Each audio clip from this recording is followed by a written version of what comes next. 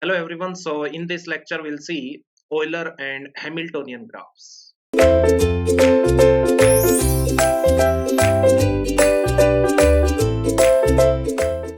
Okay guys, so let us begin with the Euler and Hamiltonian graph. So first one we will discuss what is Euler graph. So let us consider a graph or a connected graph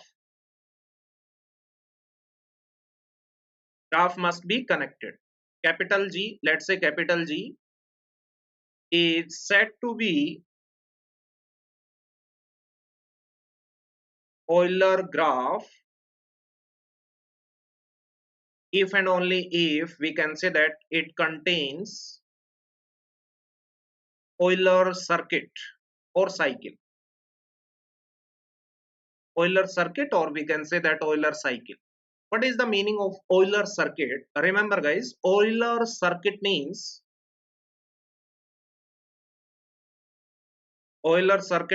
we can say that covering or visiting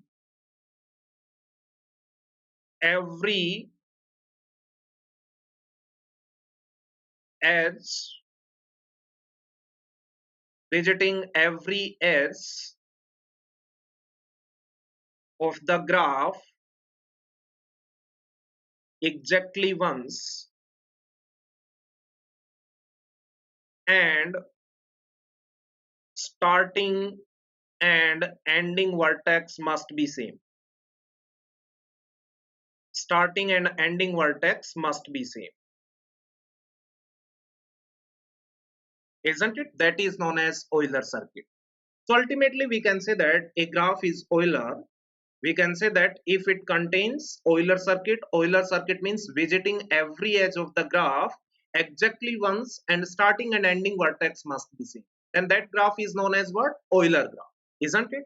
So let me see once. Let's say, yeah, consider one graph. Let's say, yes, let us consider example number one. Let's say one graph is given to you. Let's say that is the given graph. Now you only tell me, let's say these are the vertices A, B, C, D, and this is the given graph. Yes, this is the given graph. Here multiple edges are there between two vertices. So we can say that, let's say this is the given graph. Now we need to check whether this graph is Euler graph or not.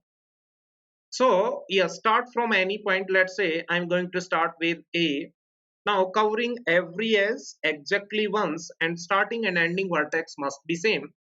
We'll see whether it is possible or not. Yes. So let us A to B, then we can go B to C, then we can go B to D, then we can say D to A, then A to B, then B to C, then C to D, and D to A. Yes, we started with vertex A and ended with vertex A. That's why we can say that yes, this graph is what? Euler graph. Remember, every edge must be visited, or we can say that covered exactly once. That means no edge should cover, yes, more than one time, isn't it? Then we can say that that graph is known as what? Euler graph, isn't it? Let us take one more example. Let's say, yes, this graph. Let's say A, B, C, D. This graph is given to you. Whether this graph is Euler or not, let us start with A to B, B to C, C to A to D, D to C. Now, yes, we cannot reach at the starting point. That's why we can say that this graph is not an Euler graph, isn't it? Okay, so write down one note. That is one theorem. We can say that a graph or a connected graph, capital G, is Euler graph if and only if every vertex has even degree. even degree, isn't it? So that particular graph will be Euler graph. So in first example, example number 1, you can see, yes, every vertex having even degree 4, 4, 4, 4. That's why we can say that that is Euler graph. But in example number 2, some vertices having odd degree also. That's why we can say that second example number 2, that graph is not an Euler graph, isn't it? I hope this one is clear to everyone. Okay, moving to the next one, that is Hamiltonian graph. Hamiltonian graph. So we can say that a connected graph, remember Hamiltonian as well as Euler, both graphs must be connected. If a graph is disconnected, then guaranteed that won't be neither Hamiltonian nor Euler graph. So we can say that a connected graph, capital G, is said to be Hamiltonian graph if and only if it contains, we can say that, Hamiltonian cycle. And what is the meaning of Hamiltonian cycle? Hamiltonian cycle means, we can say that Hamiltonian cycle, we can say that covering or visiting every vertex exactly once, and we can say that starting and ending vertex must be same. Starting and ending vertex must be same. Then we can say that that graph is known as, yes, Hamiltonian graph, isn't it? So let us consider one example. Let's say one graph is given to you, isn't it? Now let's say these are the vertices A, B, C, D. So we can say that, yes, whether this graph is Hamiltonian or not. So start with any vertex. Let's say start with A. We can go A to B, yes, B to C, C to D, and D to A. Yes, we covered all the vertices, that is A, B, C, D, and exactly once, and we reached at the starting point. That's why we can say that this graph is what? Hamiltonian graph. Hamiltonian graph, isn't it? So we can say that, yes, that graph is known as what? Hamiltonian graph, isn't it? Okay, so these are some, we can say that, important graphs, that is Hamiltonian and Euler graph, isn't it? Okay, right on next one. Yeah, some theorems are there based on Hamiltonian graph. First theorem, theorem 1. Yes, first theorem says that, remember, if a graph G is Hamiltonian, then there is no pendant edge. Pendant edge. What is the meaning of pendant edge? Let's say one graph is given to you. Yes or no? Yes, we can say that this graph. So we can say that here vertex A is what? Pendant vertex. So corresponding edge is known as what? Pendant edge. Isn't it? So any vertex with degree 1 is known as what? Pendant vertex, and corresponding edge is known as what? Pendant edge. Isn't it? So yes, if G is Hamiltonian, then there is no pendant edge. Meaning is what? We can say that, let us consider one example. Consider any Hamiltonian graph. Let's say this is the Hamiltonian graph, A, B, C, D. Yes, this is Hamiltonian. So you can see here, there won't be, yes, no pendant edge. But reverse is or converse is not true. Remember, we cannot say that if there is no pendant edge, then that graph is Hamiltonian, isn't it? Okay, so let us consider one more example. Let's say this graph is given to you. Yes, this is one graph that is disconnected. So converse is not true. Why? Because if this graph is given to you, this graph doesn't have any pendant edge, even though it is not Hamiltonian. Why? Because this is not connected. So remember, yes, if graph is Hamiltonian, then there won't be no pendant edge, but converse is not, isn't it? So that is one way through, isn't it?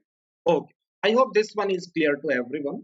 Next, moving to the next one, that is known as planar graph. Planar graph. What is the meaning of planar graph? We can say that, let's say a graph capital G is said to be planar graph if and only if it has, yes, we can say that it has a planar embedding with no edge crossing, isn't it? So then that graph is known as what? Planar graph. That means ultimately any graph that can be, we can say that, represented in a plane without any edge crossing. That is known as what? Planar graph. So let us consider one example. Let's say, first example, let's say, yes, whether this graph is planar or not. Yes, this graph is planar. Why? Because there is no edge crossing. Let us consider example number 2, whether this graph is planar or not. Yes, that is the example number 2. Yes, this one is also planar. Why? Because we can represent this graph like that or not in a plane. Let us consider this can be written like that or not. Yes, we can represent this one, yes, like this or not. Yes, so yes, you can see there is no edge crossing while representing in a plane. So that's why we can say that yes, this graph is also a, yes, planar graph, isn't it?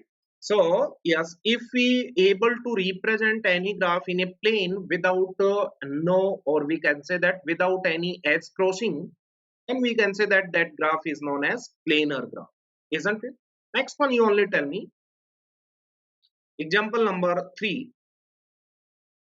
Let's say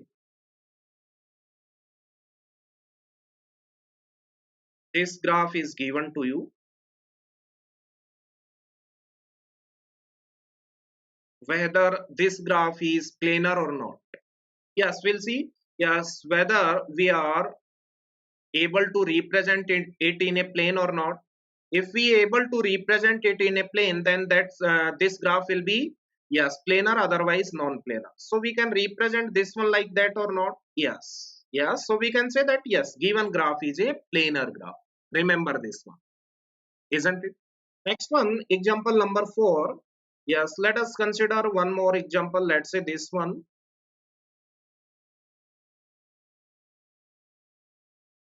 Yes, this graph is planar or not? Yes, this graph is planar. Yes, simply, yes, you can see in between there is one vertex, so there is no edge crossing. In between there is a vertex, so we can say that there is no edge crossing.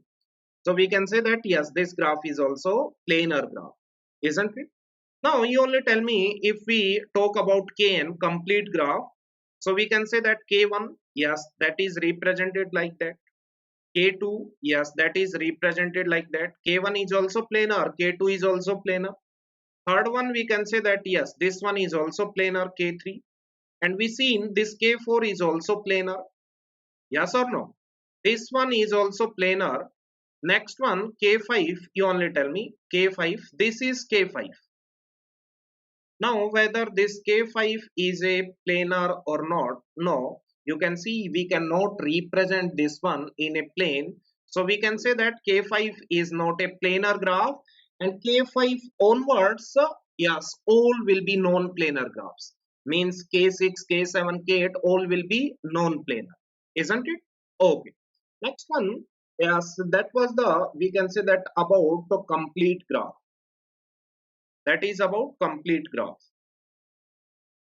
Now we'll see second one, that is we can say that that is complete bipartite graph. Complete bipartite graph. We'll see whether this one is planar or not. So one theorem is there. Yes, we can say that. You can write down that particular theorem. k m comma n is planar,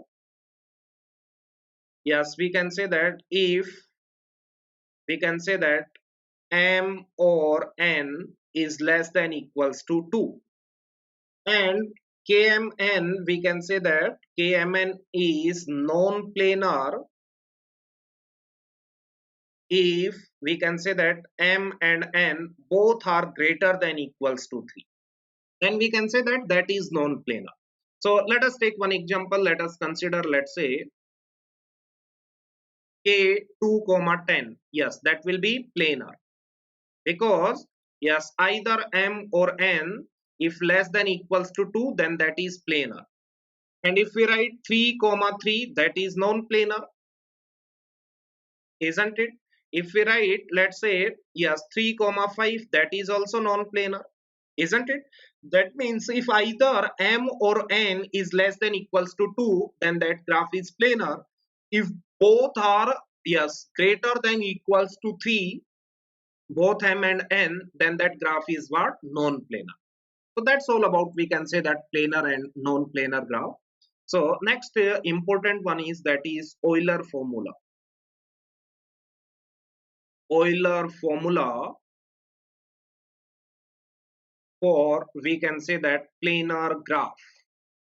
So what is this planar?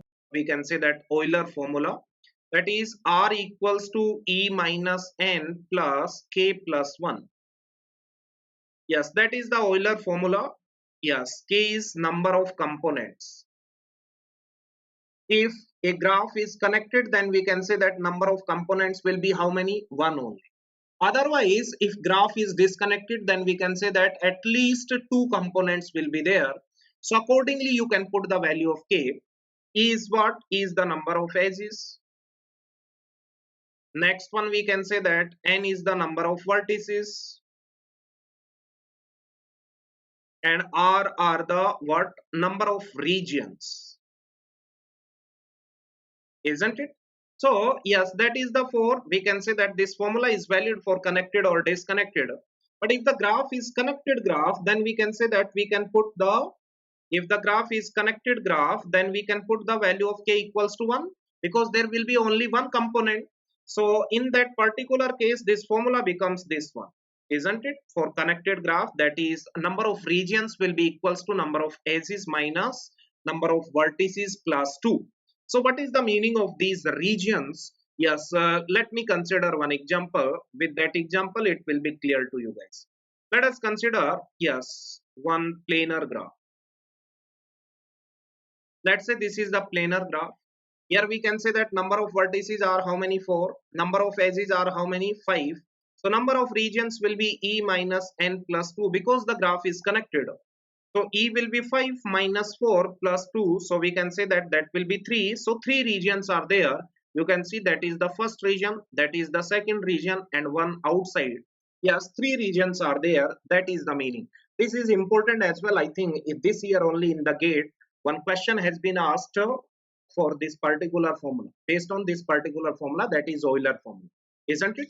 Okay, guys. So we can say that that's all about planar graph, Hamiltonian graph, and we can say that that is your Euler graph, isn't it? I hope this one is clear to everyone. One or two theorems are there. That is what we can say that. Let's say one theorem is what? In a connected planar as well as simple graph, yes, number of edges are less than equals to price of n minus 2. Remember this one. No need to see the proofs and all. You can remember this one, isn't it? In a connected planar simple graph, number of edges are always less than equals to 3 into n minus 2, isn't it? Oh, I hope this one is clear to everyone, isn't it? Okay. Next one, next theorem is what? Theorem number 2.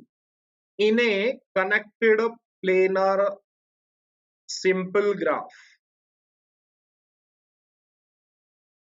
connected planar simple graph, del is always less than equals to 5. Del means minimum degree, isn't it? Okay, so that's all about, we can say that, planar graph. I hope this one is clear to everyone. Okay guys, so thank you so much.